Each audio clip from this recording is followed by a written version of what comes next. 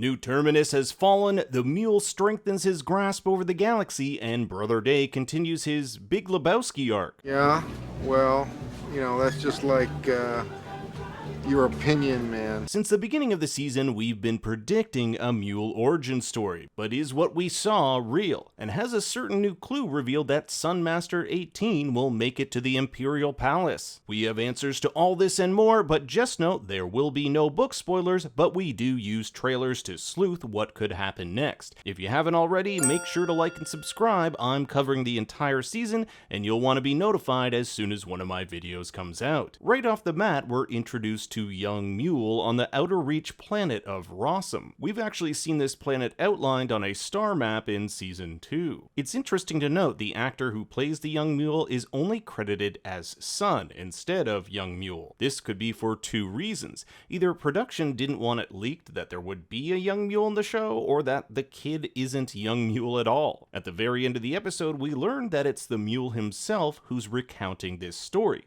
and he isn't necessarily a reliable narrator.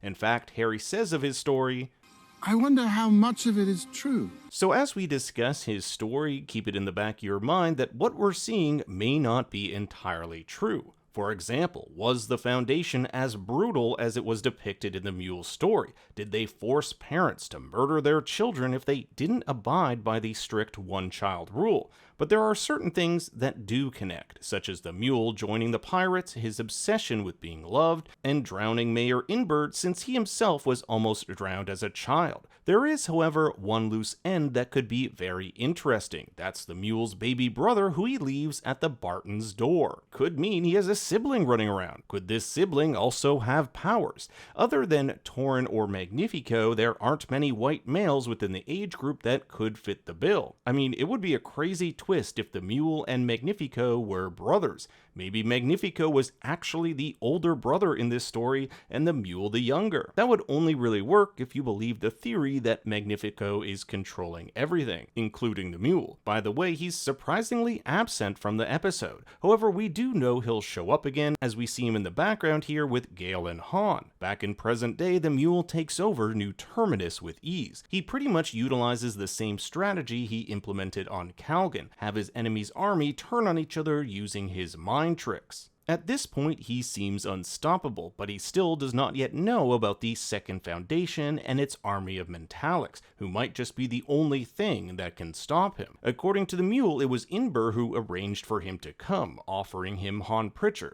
That is, if you believe he's not under the Mule's control. Han has become an obsession for the Mule ever since he entered his mind on Calgan. It was Han who gave him the name of the woman who'd been haunting his dreams, Gale Dornick. Although he doesn't have much screen time this episode, Han is able to use his powers to escape captivity and make it planetside. Since Gale isn't there, my guess is he's making his way to Magnifico and his instrument, the Visi sonar. The instrument. It's on New Terminus. The last we see of the Mule, he demands to see Harry Seldon, who, upon his arrival, holed himself up in the vault. From the trailers, we know these two will have much more to say to one another. I also found it interesting that the Mule calls Harry Harriton Seldon, and if I'm not mistaken, that's the first time anyone has used his full name. Back on Trantor, our heartbroken Brother Day has a far bigger problem than gaining back his love. His former lover, Song, and partner Oceanglass have concocted a sort of truth-telling serum made from mycogen spores to see if he's telling the truth. Last episode, he told them that a robot still exists in the form of Demerzel. Song and Oceanglass are members of a religious order called the Inheritance, who believe robots will save humanity. But first, they need to trust the man whose ancestor tried to wipe their religion off the planet. Day experiences an existential trip that questions who he really is. He states he wasn't born, but made, so can he truly ever be whole? It's kind of ironic since Demerzel is the same. She wasn't born, but made. This young Cleon harps on how they weren't good today, a nod to how the Cleons should be acting in unison, but do not. They're supposed to be the same, but we were all different from each other. In this way, he'll always be a disappointment to her, which undoubtedly will lead to resentment. We'll see Demerzel covered in ash, which I interpret as the ashes of the former Cleons, but it's what Demerzel says here that I find most interesting. Young Dawn asks her what she would do if she left, to which Demerzel replies, I suppose I would make more creatures like me. More robots. Demerzel has no one. Even her love for the Cleons is not as strong as her will to be free. Cleon asks if she were given the chance, would she choose not to love them? It's an answer that gets at the core of the Demerzel-Cleon relationship, and an answer Brother Day may not want to hear. She would choose freedom over love. When Day comes to, he is greeted by Sunmaster 18, who I think's the leader of the inheritance. The maintenance tool Day brought as a gift is merely brushed aside as Sunmaster exclaims you can't bargain for something that was stolen. What I really want to talk about is this robotic skull he has atop his staff, which he calls, quote, the brazen head of God. I'm wondering if this is the same skull we'll see Demerzel pick up in the rubble of the cloning chambers back at the Imperial Palace. Sunmaster says that it will scream your fate aloud, and I wonder if this is referring to an explosion. We've seen all sorts of shots of some big event happening, either in the cloning or ascension chambers. I wonder if Brother Day will unknowingly bring something back from his journey that will result in an explosion. In the trailers, we'll see that Day is brought before some sort of inheritance tribunal, where he must make the case for his life. He'll fight his way out and eventually make his way back to Demerzel at the Imperial Palace as seen here. But I'm curious how he gets out. Does he cause infighting within the group, or perhaps Demerzel or Brother Dusk come to his rescue? Speaking of Brother Dusk, most of his job this episode is soothing Ambassador Quint, who's just learned that her home planet's been taken over. He takes her under his wing, saying no one will harm her. Even after his scheduled death in 3 days' time, she will be taken care of.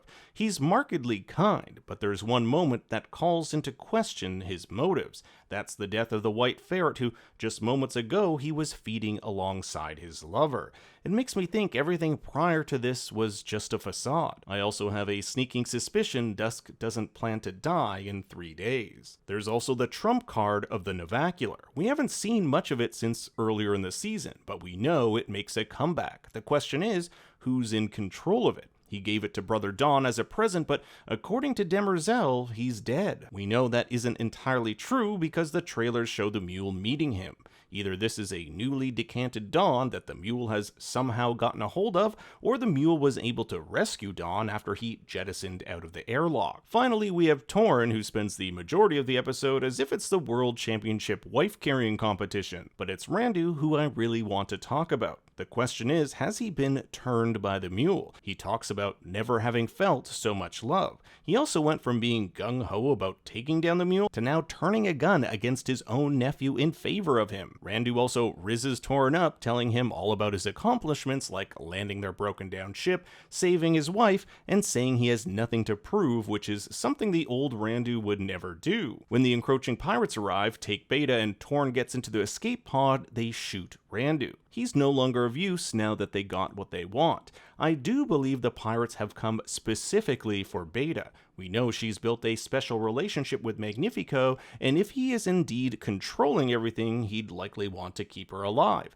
Otherwise, why would a group of armed men come searching for a nearly dead woman when there are literally hundreds scattered across the planet? Now we get into some more trailer sleuthing to take a look at some of the shots we haven't yet seen.